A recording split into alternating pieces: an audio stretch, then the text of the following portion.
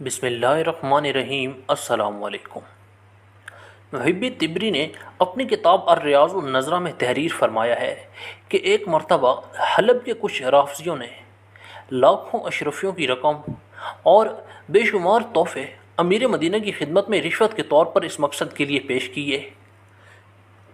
کہ وہ انہیں مسجد نبوی میں رات بھر رہنے اور روزہ مبارک میں نقب لگا کر حضرت ابوبکر صدیق اور حضرت عمر فاروق رضی اللہ تعالی عنہ کے مبارک جسموں کو قبر انور سے نکال کر لے جانے کی اجازت دیں۔ رشوت خور بدکار امیر لالچ کا شکار ہو گیا اور ان خون خوار درندوں کو مسجد نبوی میں رات بھر رہنے اور اپنا منصوبہ پورا کر لینے کی اجازت دے دی، اور مسجد نبوی کے شیخ الخدام شمس الدین ثواب کو حکم دے دیا کہ جس وقت رات میں روافض کا گروہ مسجد نبوی میں داخل ہونا چاہے ان کے لیے دروازے کھول دینا۔ شمس الدین ثواب کا بیان ہے کہ آدھی رات کو 40 آدمیوں کا گروہ کدوال، پھاوڑے اور دوسرے کھدائی کے آلات و سامان سے مسلح ہو کر مسجد نبوی میں داخل ہوا اور میں مسجد کے دروازے پر بیٹھ کر رونے لگا،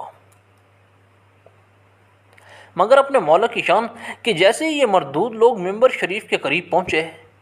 ایک دم سب کے سب زمین میں دھنسنے لگے، یہاں تک کہ سب زندہ درگور ہو گئے۔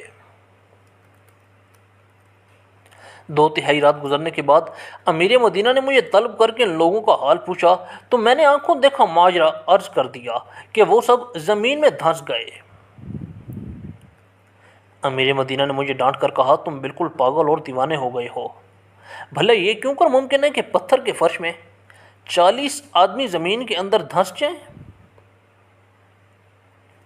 میں نے عرض کیا کہ امیر خود چل کر اپنی آنکھوں سے دیکھ لیں کہ ابھی تک ان لوگوں کی زمین میں دھنس جانے کے نشان باقی ہیں، اور ابھی تک ان کے کچھ لباس وغیرہ زمین میں دھنسے ہوئے نظر آ رہے ہیں۔